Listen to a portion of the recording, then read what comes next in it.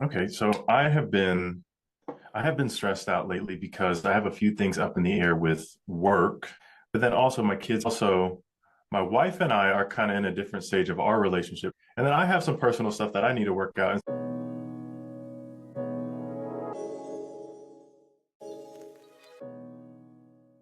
It almost feels like walking on like a frozen lake, and you have to be careful like which step you take because some ground is more solid than others. And I have the experience of going over this lake before, and I have the experience of falling through it. But this time is like I'm trying to do it a little bit more swiftly, not lose my shit. And I think I project this Hmm. calmness, especially in content that I'm super Hmm. calm. I have everything figured out. But that's just because that's like my inside voice telling me to be calm as I'm going through something that's freaking me out. Have you ever been in a position where like it feels like all the walls are kind of closing in on you? How do you go through a period like that yourself? I'm going through a period of like that right now, and I suspect a lot of people are. We are living through just generally a time of great uncertainty. I mean, we could start to list all the things that are just really crazy right now. This is not normal. And then you apply that to your own life and the things that you're trying to do, and it's a very, I think it's a really scary time. Okay, so I think let me first understand, why do you feel like this is a particularly fraught time when you've gone through things before, you understand what the issues are, and you probably know what to do about them. So what is it exactly that's making you feel uncertain? Why does it feel like you're walking over a frozen lake about to fall through if you don't go fast enough? I think what's making it a bit more stressful this time is like what you said. There's other stuff outside of my control. Hmm. And so it's like I'm handling the immediate world, and I feel relatively comfortable. It's stressful, it's tiring, I burn out, whatever that happens. But then there's like this next layer of things happening where I don't have control over. It feels like I'm not always able to process the information just fast enough. AI, technology, where the world's going. Are we going to have universal basic income soon? Is everybody's job going to be obsolete soon? Um, while I'm running to try to catch that bus, or running to try to keep up, or worrying about the next world war and trying to prepare for that, it's like I have these immediate, intimate things. So my own personal growth, trying to raise my kids and not be stressed out so much about that, and I'm able to offer almost like this little sphere where they can just be kids and they don't have to worry about everything else that's happening. I'm trying to protect this little space. I'm trying to grow and expand it at the same time while all this other stuff is happening that I know I don't have control over. Um, and it's a little scary, I guess, is what it is. Yeah. So, okay, so it's like there's two columns, right? You have the things that you have control over, which are like, how are you raising your kids? You have some control over how you're relating to your wife, right?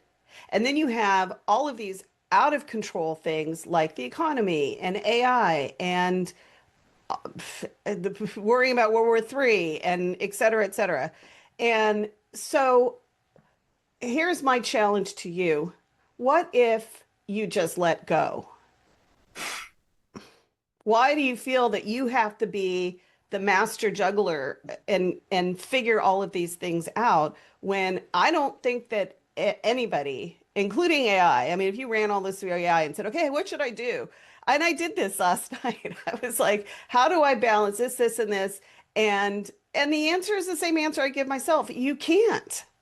You're not supposed to. So why do you feel that you're the one who has to keep it all together?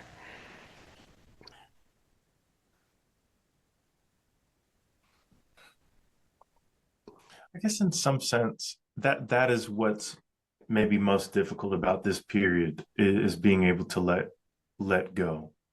So I remember COVID was kind of the same. It felt similar. And now it's a little bit different because I realize there's only so much I can do. Hmm. And I guess that letting go part is something that I'm trying to do this period. I think it might have something to do with my nervous system. It's like something in me just doesn't want to let it go. And Hmm. so even when I act, like I've let it go, like, oh, I'm chill, I'm whatever, I'm going with the flow. There's stuff I can't control. There's always something in the back of me that's just kind of creeping, like saying, like, well, pay attention to this, look at that, do something about this. And then that bleeds out into my personal life where I'm a bit more strict with the kids. I'm a bit more rigid at home. With work, I'm doing things that aren't really, I'm being more robotic and more mechanic because I feel like you do step one, step two, step three, and you'll be okay when that's not really the case. And even with, my family, that's not really the case. You can't just say this prescription solves everything and then that's it. And it's almost like I'm trying to do the most efficient thing kind of mechanically in order to save energy for to kind of spend on things that I can't control, Yeah. if that makes any sense. And Hmm. so even when I stop, it's that mechanism is like still there. It's still like humming. It's like the engine might not be, you might not be pressing the gas, but the engine is still on. Yeah. Well, that's a very good analogy. You grew up with, uh, you had a not the best childhood. Can we say that? Yeah, I would agree. And when you were growing up and you had, difficulties and traumatic things happen, um, how did you respond?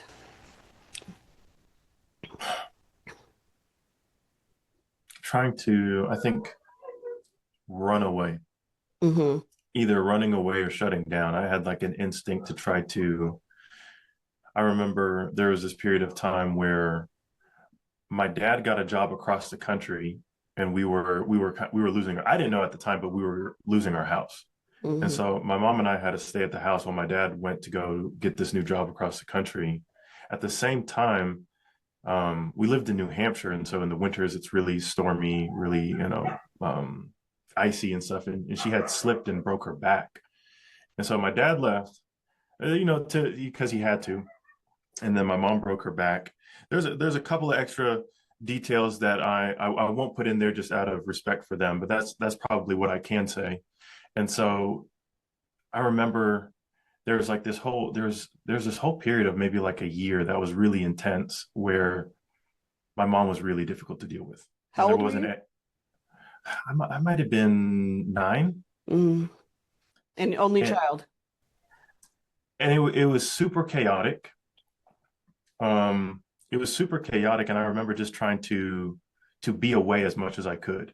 And so I remember I'd try to spend about, if I wasn't in school, trying to spend about 80% of my time like just outside, Hmm. just trying to focus on something else, but also kind of waiting for that moment where something would kind of set her off, and she'd yell at me, and then it was clean something up, it was do something. And so it's like I was trying to run away, find this space where I could focus and just kind of be free. Hmm. And then but always like aware that, like, almost like there's this leash and I'm going to get called back and someone is going to be mad at me very soon. And it's like that same feeling now where it's Hmm. like, okay, I'm gonna let it go, I'm gonna try to just focus on what I can focus on.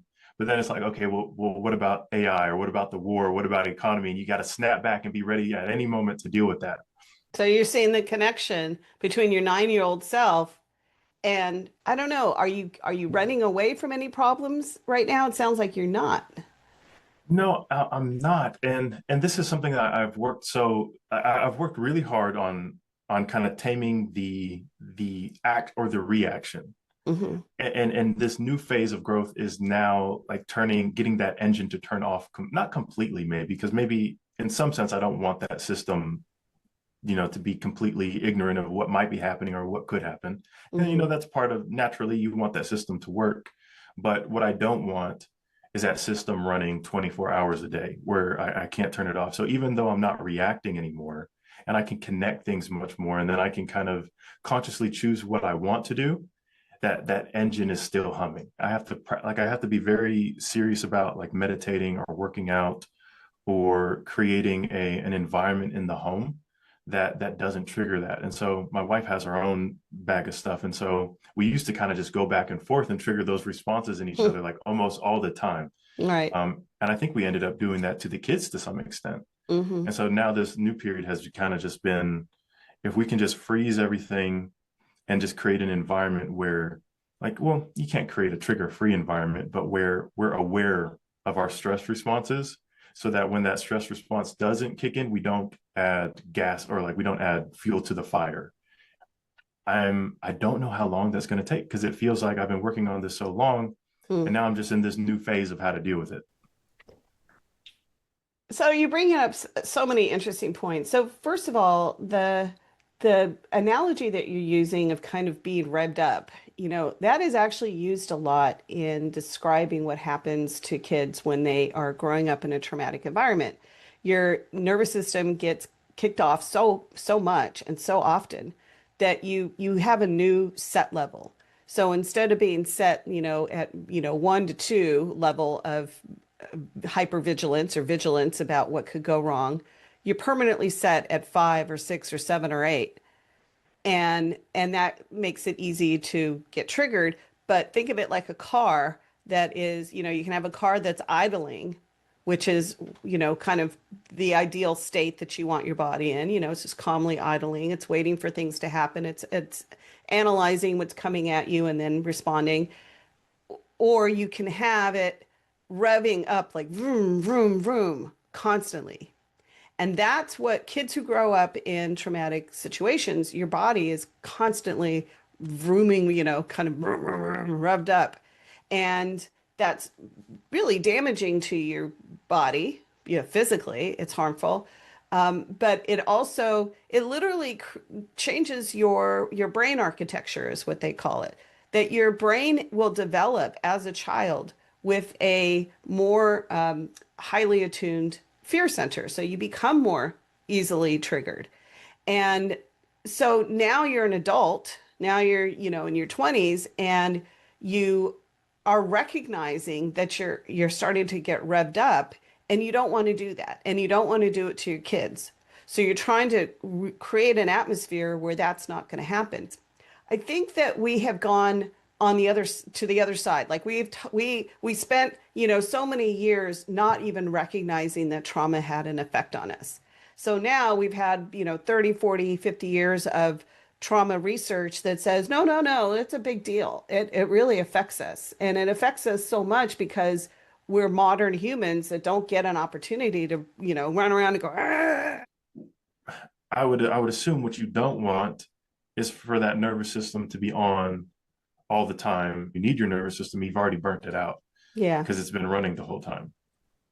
I always want to do, I should do this maybe for social media, but when I see someone just behaving really badly in public, it is an example of somebody who is walking around with a highly revved up nervous system. Your classic Karen. I'm in Target and I saw something that I didn't like, and I'm going to tear down all the whole display. And that's an example of somebody who has not been able to manage their nervous system, and so little things trigger them. So a good way to help yourself be prepared for bad things is to understand where your nervous system goes to. I tend to go to fight, or I tend to go to flight, or whatever it is. Recognizing that your body is dysregulated. My heart's pounding. I feel sick to my stomach. I'm feeling kind of dizzy. I'm shaky. My mouth's dry. Noticing that's my anxiety. That's my anxiety attack coming up. Or you get a full-on panic attack. I recognize I'm in a full-on panic attack. The panic attack is just my body going haywire, and I need to get it back under control. And the way you do that is you're breathing, you talk to yourself, you move your body, you shake things out, all of those things that we talk about. And, we have to stay calm and sit in front of our screens and be, gentle with everything. And that's not realistic either. So what I think you're calling out for is, where's the middle ground where you can recognize that you are triggered by things, that your nervous system is responding, that you're getting anxiety or fearful over it, see that it could be affecting your children, and wanting to find a space where that's not going to happen, where you're gonna raise kids and you're going to be in a household where things are beautiful and calm and all of that. And I would say that probably what we all need to do is figure out how to be, the prehistoric humans that we are, that have all of this fight or flight, and recognizing, okay, I'm in fight or flight. My kids are triggered. The whole household's in disarray. I'm internally in disarray because I'm anxious about, conceptual things like money and technology and am I keeping up and all of those things. And then say, how do I now manage that? How do I teach myself and my kids the best way to handle that? And I think that was your original question to me. The only thing that I have been able to make work for me, and it's a constant thing, is I have to control my thoughts. And what I mean by controlling my thoughts is I have to, I mean, aside from, doing meditation, getting out and moving my body so I'm not all tensed and everything, stretching, doing all these things, then I have to stop myself from going into negative spaces. And that's very hard. One, because it feels safe to always look at the negative. Were you the kind of kid that if my mom didn't come home, when I was little, I immediately thought she was in a car accident and she's dead. And I did that in order to prepare myself. And I constantly do that even to this day. What is the worst of the worst of the worst that I can imagine? And it's a defense mechanism. And it's hard not to dwell in that because then you want to say, okay, I'm prepared. I've got, it's like being an emotional prepper all the time. Do I have, some money in the bank and is there food on the shelves? And then what if, this breaks down? And we've talked about this. Both of us are kind of, amateur preppers.